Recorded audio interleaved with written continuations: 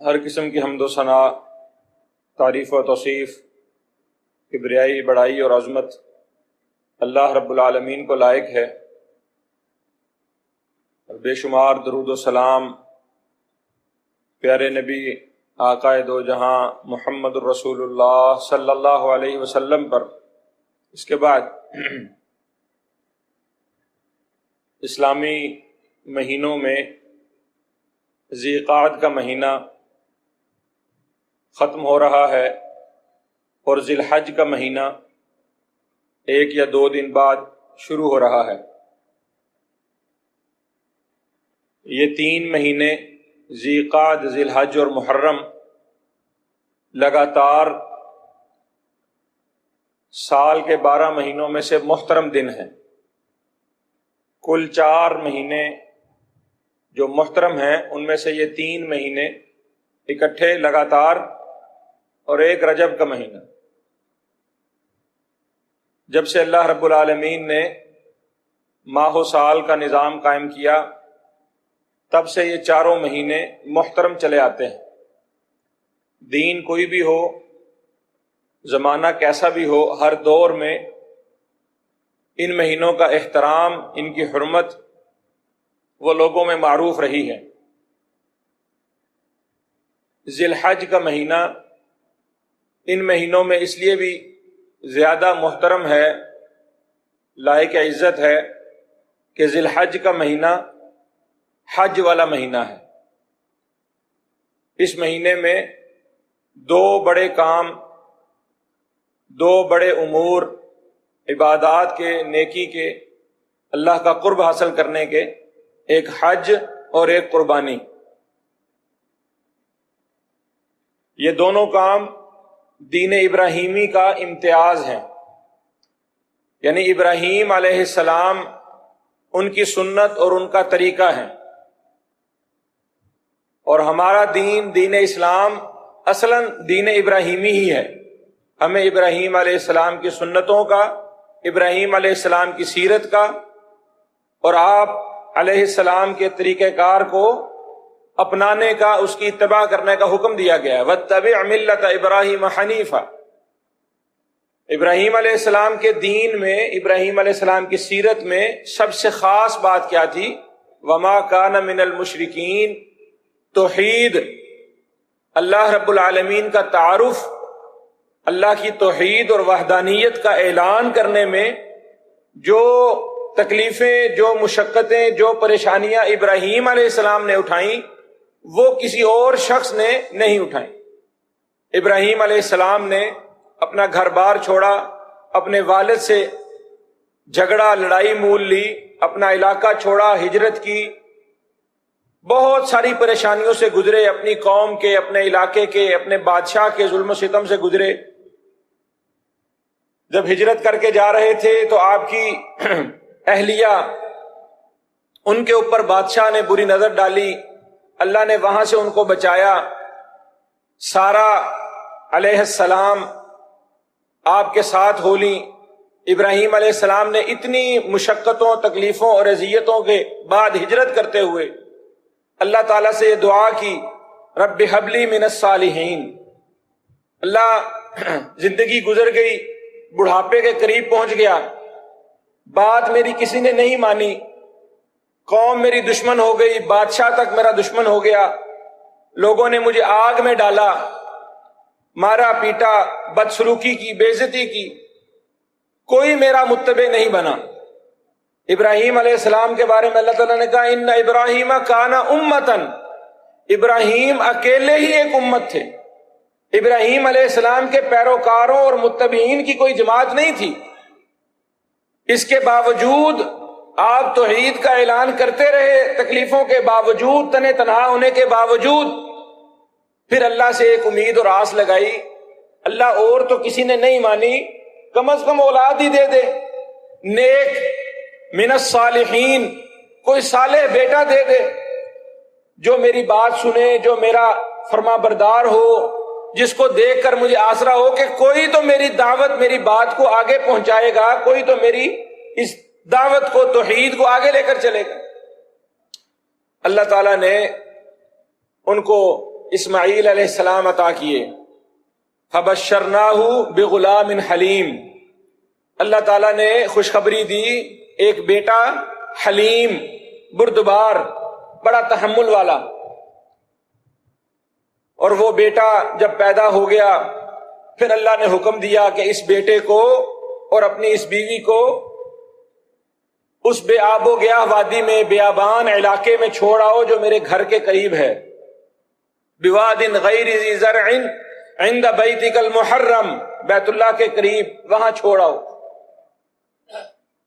ابراہیم علیہ السلام اللہ کے خلیل، اللہ کے نبی، ان کی سیرت، ان کی شخصیت، ان کی تگ و تاز، ان کی محنت اللہ کو اتنی پسند آئی کہ اللہ نے رہتی دنیا تک ابراہیم علیہ السلام کے ان نقوش کو، ابراہیم علیہ السلام کی ان سنتوں کو رہتی دنیا تک کے لیے قابل تقلید اور قابل اتباع بنا دیا. مکہ آباد کروایا، جہاں کوئی چرند پرند بھی نہیں جاتا تھا، حیوان بھی جہاں سے نہیں گزرتے تھے، وہاں پر ابراہیم علیہ السلام نے اپنے بیٹے کو اور اپنی بیوی کو چھوڑ دیا. ابراہیم علیہ السلام کی سیرت سے آپ کئی دفعہ آپ نے سنی ہوگی، پڑھی ہوگی، واقف ہیں. چیدہ چیدہ باتیں میں آپ کے سامنے رکھ رہا ہوں.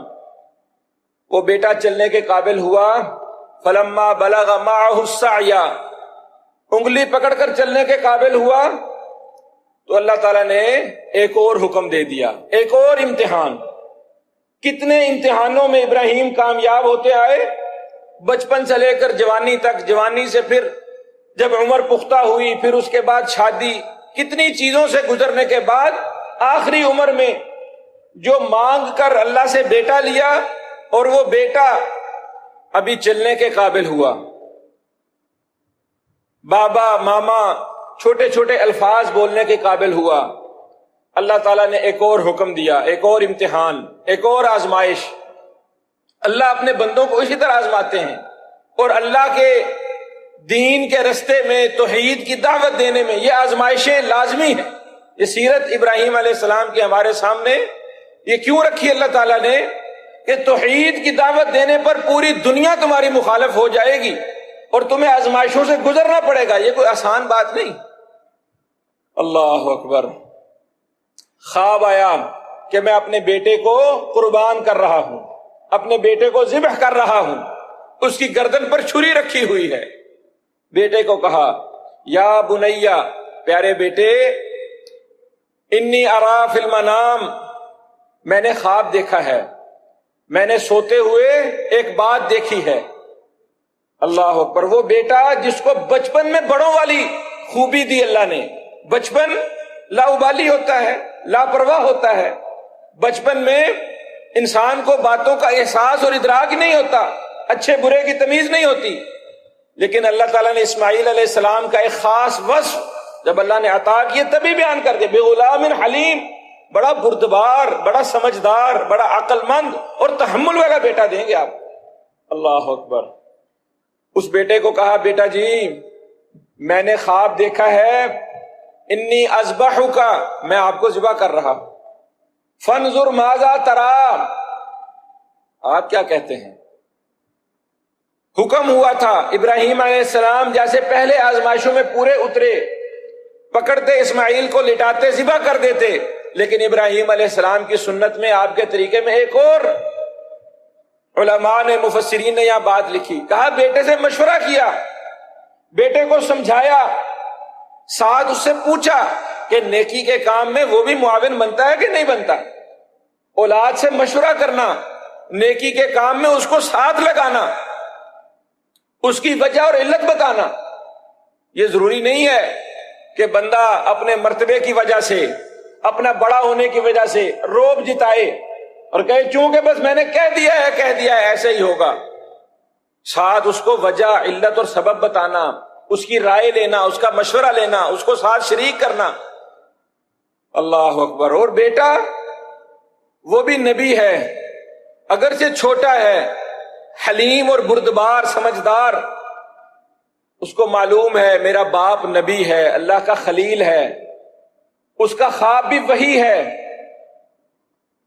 فوراً کہا، سوچو بچار کا وقت نہیں مانگا، یا ابتی افعل ما تؤمر.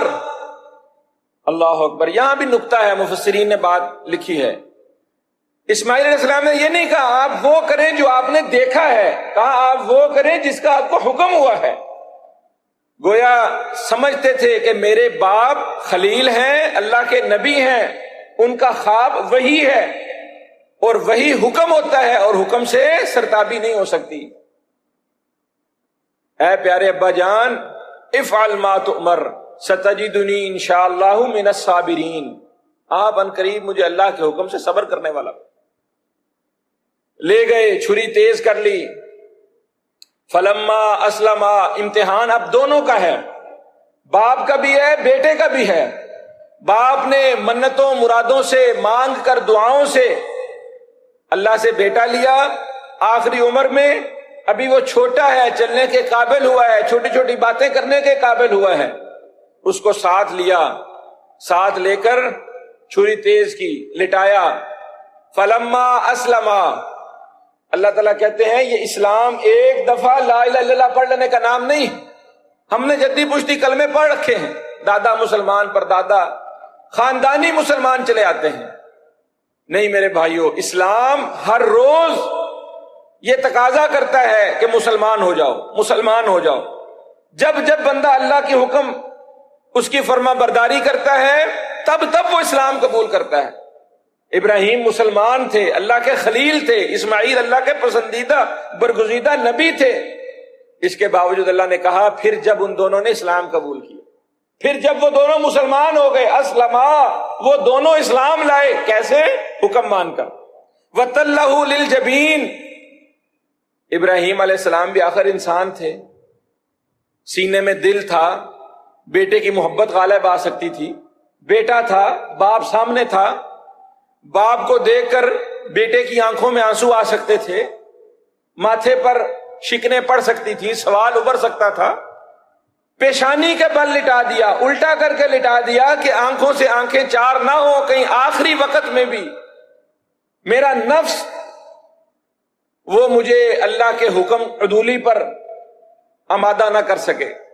اور رستے میں جاتے ہوئے جب بیٹے کو لے کر جا رہے ہیں مینا، جہاں پر آج حاجی قربانی کرتے ہیں، جہاں ٹھہرتے ہیں، اس جگہ جا کے ابراہیم علیہ السلام نے اسماعیل علیہ السلام کو ذبح کرنے کا ارادہ کیا. اور وہ جمرہ جہاں پر آپ کنکر مارتے ہیں، ابراہیم علیہ السلام کی سنت پر، شیطان آیا، ورغلایا، کہا اب کیا باقی رہ گیا ہے؟ اتنی آزمائشوں میں، اتنے امتحانوں میں تو تم پورے اترے ہو، ایک ہی بیٹا ہے، پیچھے دیکھو بیوی تمہاری کا کیا حال ہے، وہ گھر میں اکیلی رو رہی ہوگی، ایک تمہارا بڑھاپے کا سہارا تھا. شیطان نے بڑے بہکاوے، بڑی باتیں، بڑے دھوکے دینے کی کوشش کی. ابراہیم علیہ السلام پتھر مارتے جاتے اور اپنے کام کے اوپر پرعزم، اللہ پر توکل اور یقین، اعتماد. یہ توحید ہے جس کی ساری زندگی دعوت دی کہ جب جہاں جیسے اللہ حکم دے گا تب وہاں ویسے مان لوں گا. اللہ اکبر. جب چھری چلائی، چھری نہیں چلی، گلا نہیں کٹا. وَنَادَيْنَاهُ أَن يَا إِبْرَاهِيمُ، آواز آئی، اے پیارے ابراہیم، قد صدقت الرؤیا، آپ نے اپنا خواب سچا کر دیا. آپ کا خواب اتنا ہی تھا. آپ نے خواب میں خون بہتا تو نہیں دیکھا، آپ نے خواب میں اپنے بیٹے کی گردن کٹی ہوئی تو نہیں دیکھی، آپ نے خواب صرف اتنا ہی دیکھا تھا کہ چھری چلا رہا ہوں، ذبح کر رہا ہوں. آپ نے اس کا گوشت، اس کا خون، اس کو ذبح ہوئے. آپ کا خواب یہاں سچا ہو گیا. اب وَفَدَيْنَاهُ بِذِبْحٍ عَظِيمٍ، وہ دیکھیے سامنے ایک مینڈا جنت سے ہم نے بھیجا ہے، اس کے فدیے کے طور پر، اس کے بدلے کے طور پر. وَفَدَيْنَاهُ بِذِبْحٍ عَظِيمٍ. اللہ میرا تو ارادہ پکا تھا ذبح کر دینے کا، میں تو حکم ماننے پر تیار تھا، کوئی سستی کوتاہی، کوئی کسل بخل میں نے نہیں چھوڑا تھا. اب تو ذبح نہیں ہوا. اللہ نے تسلی دی، کہا ایسی کوئی بات نہیں، آپ نے اپنے بیٹے کو ذبح کرنے کا پکا ارادہ کیا. اللہ کا ارادہ یہ نہیں تھا، اللہ تو صرف یہ چاہتا تھا کہ اس کو اللہ رہتی دنیا تک کے لیے سنت بنا دے، طریقہ بنا دے. وَفَدَيْنَاهُ بِذِبْحٍ عَظِيمٍ وَتَرَكْنَا عَلَيْهِ فِي الْآخِرِينَ. اس کو ہم رہتی دنیا تک کے لیے ایک نمونہ بنا چھوڑیں گے کہ لوگ قربانیاں کریں گے. لوگ اپنے جانور ذبح کریں گے، جب بھی جانور ذبح کریں گے آپ کی ساری سیرت کو سامنے رکھیں گے۔ اللہ نے قرآن مجید میں بھی اس قربانی کی اہمیت، اس کی فرضیت اور اس کی فضیلت کو بیان کیا۔ ان صلاتی و نسکی و محیای و مماتی للہ رب العالمین۔ پھر فرمایا فصل لربک وانحر، جیسے نماز پڑھتے ہو ایسے اللہ کے لیے قربانیاں بھی کرنی۔ یہ قربانی کا موسم ہے، یہ قربانی کا مہینہ ہے، حج کا مہینہ ہے اور قربانی کا۔ حج کی جس کو اللہ نے توفیق دی وہ حج پر گیا، جو ہو آئے، حالات نے ایسی پابندیاں لگا دی ہیں کہ حج اس طرح سے ہو نہیں رہا، لیکن قربانیاں وہ تو آپ نے اور میں نے، پوری دنیا میں مسلمانوں نے اپنے اپنے علاقوں میں کرنی۔ اور یہ قربانی، اس کے کیا احکام و مسائل ہیں میرے بھائیوں، ان کو سمجھنا چاہیے، ان کو جاننا چاہیے۔ قربانی کی کیا اہمیت ہے، قربانی کی کیا فضیلت ہے، اس کو سمجھنا چاہیے۔ فاسألوا اہل الذکر ان کنتم لا تعلمون۔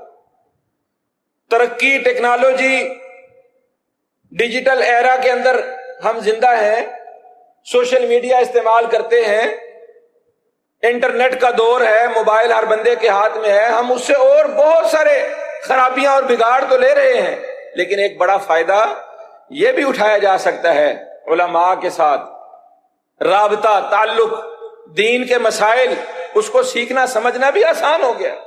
ہمیں سمجھنا چاہیے، اس معاملے میں بھی اس کو استعمال کرنا چاہیے، اپنے انٹرنیٹ کو، اپنے موبائل کو، اپنے سوشل میڈیا کو اہل علم سے مسائل سیکھنے سمجھنے میں بھی استعمال کرنا چاہیے۔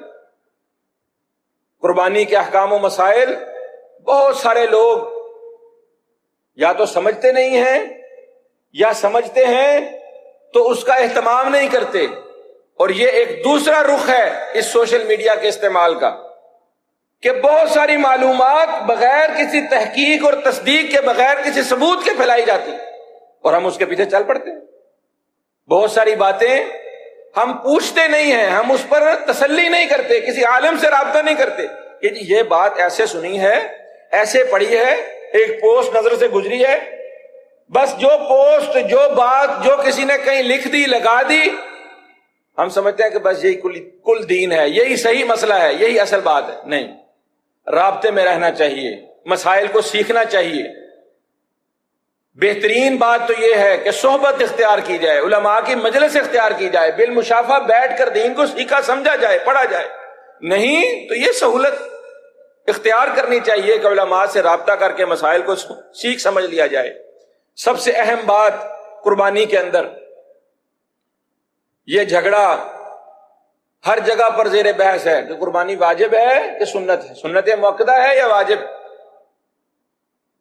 جان چھڑانے کے لیے اپنی سستی اور کوتاہی کو، اس کے اوپر کوئی ثبوت لانے کے لیے کہ جی قربانی تو واجب ہی نہیں، قربانی تو لازم ہی نہیں، اور جی قربانی تو اس پر لازم ہے جو صاحب نصاب ہو، جس کے پاس 52.5 تولے چاندی ہو، 7.5 تولے سونا ہو، جو صاحب نصاب ہو اس پر واجب ہے۔ بھائی اس کی کیا دلیل ہے؟ یہ بات آپ کہاں سے لے کر آئے؟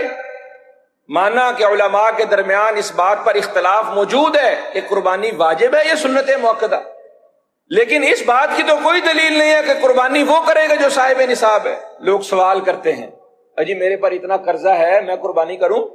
او جی میری تو آمدن اتنی ہے میں قربانی کروں؟ او جی ہمارے گھر کے اتنے فرد ہیں، کون قربانی کرے کون نہ کرے؟ بھائیو سمجھو اس بات کو، نبی کریم صلی اللہ علیہ وسلم نے 10 سال مدینہ کے اندر گزارے۔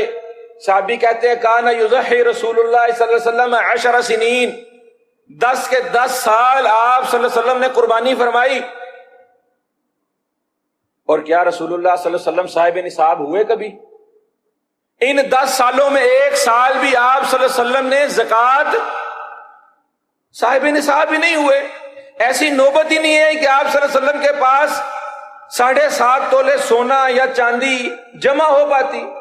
ام المؤمنین عائشہ رضی اللہ عنہا فرماتی ہیں 3 چاند ہم پر ایسے طلوع ہو جاتے کہ ہمارے گھر میں کھانے کو کچھ نہ ہوتا، پورا مہینہ ایسا گزر جاتا کہ 2 چیزیں، کھجور اور پانی کے سوا ہمارے گھر میں کچھ نہیں ہوتا تھا۔ جب نبی کریم صلی اللہ علیہ وسلم ساری زندگی صاحب نصاب نہیں ہوئے، زکوٰۃ دینے کی نوبت ہی نہیں آئی، لیکن آپ صلی اللہ علیہ وسلم نے ہر سال قربانی فرمائی۔ اور ایک شخص نے حضرت عبداللہ ابن عمر سے یہ سوال کر لیا، کہا جی قربانی واجب ہے یا سنت ہے؟ صحابہ کے درمیان یہ اصطلاحات نہیں تھیں، یہ واجب کی، مستحب کی، سنت کی، یہ جی فلاں فلاں، یہ تو بعد میں اصطلاحات بنی، فقہی اصطلاحات بنی، مسائل کو ایک دوسرے سے الگ کرنے کے لیے کہ اس کا حکم کس قدر ضروری ہے۔ صحابہ کے لیے تو ایک ہی دلیل تھی، اللہ کے نبی نے کیا ہے بس کرنا ہے۔ حضرت عبداللہ ابن عمر سے پوچھا، کہا یہ واجب ہے یہ سنت ہے؟ عبداللہ ابن عمر نے کہا ضحیٰ رسول اللہ صلی اللہ علیہ وسلم والمسلمین، اتنی سی بات ہے، اللہ کے نبی ذبح کرتے تھے، صحابہ ذبح کرتے تھے، وہ قربانی کرتے تھے، ہم کرتے ہیں، یہ بات تم کہاں سے لے آئے ہو کہ ہونی چاہیے کہ نہیں ہونی چاہیے، واجب ہے کہ سنت ہے؟ کون کرے، کس کا صاحب نصاب ہو تو وہ کرے، صاحب نصاب نہ ہو تو وہ نہ کرے۔ اپنی شادی آ جائے، بیٹے کی، بیٹی کی شادی کرنی ہو، ولیمہ سادہ کرنا چاہیے، اس پر خرچ کم کرنا چاہیے، لیکن ہمارا طرز عمل کیا ہے؟ قرضہ پکڑ لو، پیسے پکڑ لو، ادھر سے بھی لے لو، ادھر سے بھی لے لو، تنگ ہو لو، مشکل، لیکن ٹھاٹھ سے ہونی چاہیے، شان سے ہونی چاہیے۔ جب دنیاوی کاموں کے اندر ہم پیسے پکڑ کر، قرضہ لے کر، تنگ ہو کر اپنا آپ دکھا لیتے ہیں، تو اللہ کا قرب حاصل کرنے کے لیے قربانی دکھاوے کی نہیں ہونی چاہیے۔ بڑے سے بڑا جانور اپنی اوقات، اپنی حیثیت اور اپنا اسٹیٹس دکھانے کے لیے، جی پچھلے سال ہم نے اتنے من کا جانور کیا تھا، اس سال اتنے من کا کریں گے، دکھلاوا، ریا نہیں ہونی چاہیے۔ قربانی اللہ کے تقرب کے لیے، اپنے دل کو ٹٹول کر، اپنی نیت کو خالص کر کے ہر شخص کو قربانی کرنی چاہیے، ہر گھرانے پر، ہر گھرانے پر ایک قربانی جو صاحب استطاعت ہے۔ اور صاحب استطاعت کون ہوتا ہے؟ جس کے پاس کھانے پینے کا سامان پورا ہے، جو اپنا گزر بسر کر رہا ہے، اس کے پاس جو پیسے اگر بچ جاتے ہیں، تھوڑے بھی بچتے ہیں، اللہ نے آسانی رکھی ہے نا، کوئی پورا جانور نہیں کر سکتا، حصہ ڈال لو، گائے میں 7 ڈال لو، اونٹ میں 10 ڈال لو، حصہ ڈال لو، لیکن قربانی کرو۔ اس لیے میرے بھائی، ہر شخص کو یہ چاہیے کہ وہ اس کے اندر سستی، کسل اور اس طرح کا بہانہ، اس طرح کے آپ کو فتوے مل جائیں گے، مسئلے بتانے والے مولوی آپ کو ایسے مل جائیں گے، ہاں ٹھیک ہے کوئی بات نہیں، قربانی آپ پر لازم نہیں ہے، بلکہ اب تو ایسے جدید، ایسے نت نئے جو ملا ہیں، وہ جدیدیت کے نام وہ کہتے ہیں قربانی کرو ہی نہ، قربانی کے بدلے کیا کر لو، وہ فلاں کی بیٹی کی شادی کرا دو، فلاں فلاں۔ اللہ کے نبی صلی اللہ علیہ وسلم آپ کے دور کے اندر صحابہ کو جتنی غربت کا سامنا تھا، آپ اس کا تصور نہیں کر سکتے۔ صحابہ نے جتنی مشکلات کے ساتھ زندگیاں گزاری، آپ اس کا تصور نہیں کر سکتے۔ اس کے باوجود نبی کریم صلی اللہ علیہ وسلم نے ایک سال کتنے اونٹ ذبح کیے؟ 100 اونٹ ذبح کیے، 100۔ کیا نبی صلی اللہ علیہ وسلم کو نہیں معلوم تھا کہ یہ 100 اونٹ میں قربانی کر رہا ہوں؟ میرے صحابہ غریب موجود ہیں، لوگوں کے گھر میں کھانے کو نہیں، فاقے ہو رہے ہیں۔ اللہ کے نبی صلی اللہ علیہ وسلم کہتے ہیں 100 اونٹ کرنے کی ضرورت کیا ہے بھئی، یہ 100 اونٹ کی بجائے 1 اونٹ کر دیتا ہوں، باقی 99 شادیاں کروا دوں، گھر پکے کروا دوں، فلاں کے گھر راشن ڈلوا دوں۔ وہ سارے خیر کے کام اپنی جگہ، صدقات، خیرات اور زکوٰۃ کا نظام اسلام نے اپنی جگہ دیا ہے، قربانی کی اہمیت اپنی جگہ ہے۔ 100 اونٹ آپ صلی اللہ علیہ وسلم نے ذبح فرمائے، 63 اپنے ہاتھ سے ذبح کیے، باقی کے 37 اونٹ حضرت علی کو دے دیے، کہا میری نمائندگی کرتے ہوئے تم اس کو ذبح کرو۔ تو میرے بھائی، سب سے پہلی بات یہ سمجھیے، ایک سے زیادہ قربانیوں کی توفیق استطاعت ہو، ایک سے زیادہ کرو۔ تقسیم کرنے کے لیے آپ صلی اللہ علیہ وسلم نے وہ 100 اونٹ ذبح فرمائے نا، تو حضرت علی کو کہا کہ ان سارے اونٹوں میں سے تھوڑا تھوڑا گوشت لے کے ایک بڑی ہنڈیا، بڑی دیگ چڑھاؤ، وہ کھانا پکا کر بھی قریشیوں کو تقسیم کرو اور باقی کا گوشت ویسے لوگوں میں تقسیم کرو۔ پکا کر بھی تقسیم کیا، قربانیاں، زندہ جانور بھی آپ صلی اللہ علیہ وسلم نے عمرے والے سال آپ صلی اللہ علیہ وسلم نے صحابہ کے درمیان جانور بھی تقسیم کیے، کہا یہ تم رکھ لو، یہ تم رکھ لو، یہ تم اپنی طرف سے قربانی کرنا۔ پیسے بھی دے سکتے تھے، کرنسی اس وقت کی جو بھی تھی، درہم دینار، وہ بھی دے سکتے تھے کہ اچھا چلو یار یہ تم اپنے گھر راشن ڈلوا لینا، یہ کپڑے لیے، یہ فلاں، لیکن جانور تقسیم کیے، قربانی تقسیم کی کیوں کہ اللہ کے نبی صلی اللہ علیہ وسلم نے فرمایا ان دنوں کے اندر، یہ جو ذی الحج کے دن ہیں، یہ جو 10 دن ہیں، ان دنوں کے اندر اللہ کو سب سے زیادہ پسندیدہ کام قربانی ہے، جانور کا خون بہانا۔ میرے بھائی، سب سے پہلی بات اپنے ذہنوں کو، اپنے دل کو اس بات پر مطمئن کیجئے کہ قربانی ہر شخص کو کرنی ہے۔ جس کے پاس بھی گھر میں کھانا پورا ہوتا ہے وہ صاحب استطاعت ہے، وہ قربانی کرے۔ جس کے پاس زیادہ استطاعت ہے وہ زیادہ کرے، اور ان قربانیوں کو، اس کے پھر بہت سارے احکام و مسائل ہیں، انشاءاللہ آگے بھی چلتے رہیں گے۔ قربانیوں کو خریدنے میں، قربانیاں کرنے میں بہت، یہ سارے احکام و مسائل بیان ہونا ہی اس بات کی دلیل ہے کہ یہ شعائر اللہ ہیں۔ اللہ تعالیٰ نے قرآن مجید میں کیا کہا؟ وَلِكُلِّ أُمَّةٍ جَعَلْنَا مَنْسَكًا، ہر امت کے اندر اللہ نے ایک قربانی رکھی تھی، اور اس امت کے اندر بھی اللہ نے ایک قربانی رکھی ہے۔ اور یہ کیا ہے؟ یہ قربانی اللہ کی نشانیاں ہیں، یہ دین اسلام کی ایک پہچان ہے، ایک امتیازی وصف ہے۔ اور کافروں کے ایجنٹ، یہاں کے لبرل اور سیکولر اور بے دین لوگ، وہ اس نشانی کو اور دین اسلام کے اس خاص شعار اور اس وصف کو مختلف فلسفیانہ باتوں سے اور مختلف تجزیوں کے ساتھ اس کی اہمیت اور اس کی حیثیت کو کم کرنے کی کوششوں میں لگے ہوئے۔ ہر سال ایک نیا سے نیا شوشہ چھوڑتے ہیں تاکہ مسلمانوں کے اندر یہ قربانی کا جو جذبہ ہے، یہ جو قربانی کرنے کا شوق ہے، اس کو کم سے کم کیا جائے۔ ہاں، یہ بات لازمی ہر بندے کو سمجھنی ہے، ذہن میں رکھنی ہے کہ یہ قربانیاں صرف دکھاوے اور ریا کے لیے نہیں ہیں، یہ صرف اپنا آپ ثابت کرنے کے لیے، اپنا سٹیٹس منوانے کے لیے نہیں ہیں، یہ قربانیاں اللہ کا تقرب حاصل کرنے کے لیے۔ لن ینال اللہ لحومها ولا دماؤها، اللہ کو نہ خون پہنچے گا نہ اللہ کو گوشت پہنچے گا، ولکن ینالہ التقوی منکم، اللہ یہ جانچنا چاہتا ہے، پرکھنا چاہتا ہے کہ تم میں سے کون اللہ کے نبی کی اطاعت اور فرما برداری کے اندر قربانیاں کرتا ہے اور کون اس سے ڈنڈی مارتا ہے اور کون اس سے ہیلے بہانے اختیار کرتا ہے۔ اقول قولی ھذا واستغفر اللہ۔ عید کی نماز سے پہلے قربانی نہیں کی جا سکتی، قربانی عید کی نماز کے بعد سے لے کر 13 ذی الحج تک ہو سکتی ہے۔ قربانی کے جانور کے اندر لنگڑا، کانا اور بیمار اور کان کٹا یا اندھا جانور نہیں ہونا چاہیے۔ قربانی 4 جانوروں میں سے، 4 قسم کے جانوروں میں سے ہو سکتی ہے۔ گائے کی قسموں میں سے جتنے جانور ہیں اسی میں بھینس بھی شامل ہے، اس کی قربانی ہو سکتی ہے۔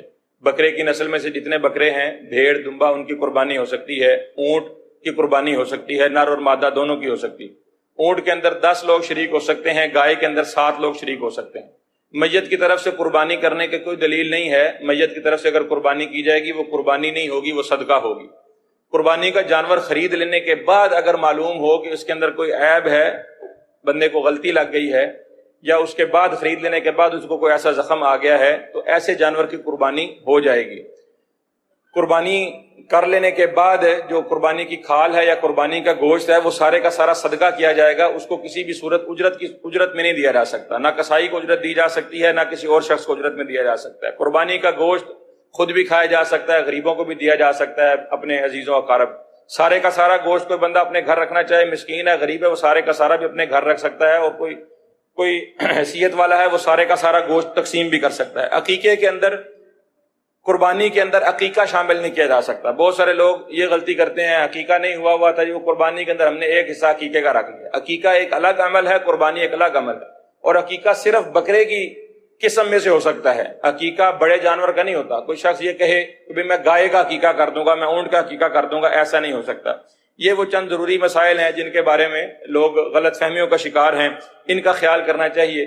آپ منڈیوں میں جاتے ہیں، جتنے بھی یہ بیوپاری ہوتے ہیں وہ وہاں منڈیوں میں بذات خود مفتی بنے ہوتے ہیں، وہ آپ کو کہتے ہیں جی خیر ہے جی کھیرا بھی لگ جائے گا، خیر ہے جی کوئی نہیں، یہ تھوڑا سا کان کٹا ہوا جی چل جائے گا، خارش پڑی ہو خیر ہے جی کوئی بات نہیں۔ خارش شدہ جانور جس کی بیماری، جس کا لاغر پن، بہت زیادہ بوڑھا جانور، بہت زیادہ بوڑھی بکری، بوڑھی اونٹنی، گائے، اس طرح کا جانور قربانی نہیں ہوتا۔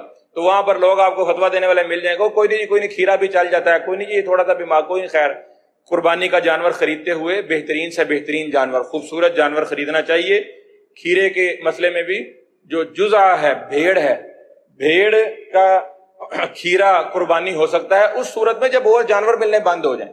بہت سارے لوگوں نے یہ بھی مسئلہ اپنے سے گھڑ لیا ہے کہ کھیرا جو ہے، بھیڑ جو ہے وہ کھیرا بھی ہو تو وہ چل جاتا ہے، ایسی بات نہیں ہے۔ وہ صرف اس صورت میں ہے کہ اونٹ بھی نہیں مل رہا، گائے بھی نہیں مل رہی، بکرے بھی ختم ہو گئے، منڈی سے شارٹ ہو گیا مال، اب صرف بھیڑ ہی بچی ہے، اور وہ بھی اس صورت میں کھیرا، دمبا یا بھیڑ ہو سکتی ہے کہ وہ موٹی تازی ہو، 1 سال کی ہو، کم از کم ہٹی کٹی موٹی تازی ہو. ایسا نہیں ہے کہ چھوٹی سی بھیڑ کھیری وہ اس کو پکڑ کر قربانی کر دی جائے. تو یہ انشاءاللہ ان مسائل کی مزید تفصیل اور اس کے اوپر مزید انشاءاللہ گفتگو جو ہے آئندہ جمعہ کے اندر کریں گے. اللہ تعالیٰ آپ کی اور میری حسنات کو، قربانیوں کو، ان عشرہ ذی الحجہ کے اندر جو کام ہے کرنے والے، یہ بہت فضیلت والا عشرہ ہے. اس عشرے کے اندر آپ صلی اللہ علیہ وسلم عشرہ ذی الحجہ کے 9 روزے رکھا کرتے تھے، اور یوم عرفہ کا روزہ اس کی بہت زیادہ فضیلت ہے. تو عشرہ ذی الحجہ کی فضیلت جو ہے اس کے اوپر علماء کی بہت ساری جو ہے باتیں ہیں، نکات ہیں. جیسے رمضان المبارک کا آخری عشرہ اپنی راتوں کے لحاظ سے فضیلت کا حامل ہے، اسی طرح ذی الحج کا یہ پہلا عشرہ یعنی ذی الحج کے پہلے 10 دن دنوں کے لحاظ سے بڑے اہم ہیں. ان دنوں میں تمام نیکی کے امور جو ہیں وہ بڑھ چڑھ کر کرنے چاہیے. تکبیر، تحلیل، تسبیح اور تحمید، یعنی اللہ اکبر، سبحان اللہ، الحمدللہ، لا الہ الا اللہ، یہ ذکر کثرت سے، اور اللہ اکبر، لا الہ الا اللہ، واللہ اکبر، اللہ اکبر وللہ الحمد، یہ جو تکبیرات ہیں یہ صرف عید کے دن کے لیے خاص نہیں ہے. بہت سارے صحابہ کرام سے یہ آثار ملتے ہیں کہ وہ ان 10 دنوں کے اندر ان تکبیرات کا کثرت سے ورد کیا کرتے تھے. اس کی طرف بھی انشاءاللہ توجہ کرنی ہے. عرفہ کا روزہ انشاءاللہ رکھنا ہے. جو کوئی زیادہ روزے رکھ سکے وہ ان 9 دنوں کے روزے رکھے، اور قربانیاں کرتے وقت پھر قربانیوں کے جو مسائل ہیں، قربانیوں کے جو اہتمامات ہیں اس کے اندر توجہ کرنی چاہیے. قربانی عیدگاہ کے اندر کرنی چاہیے.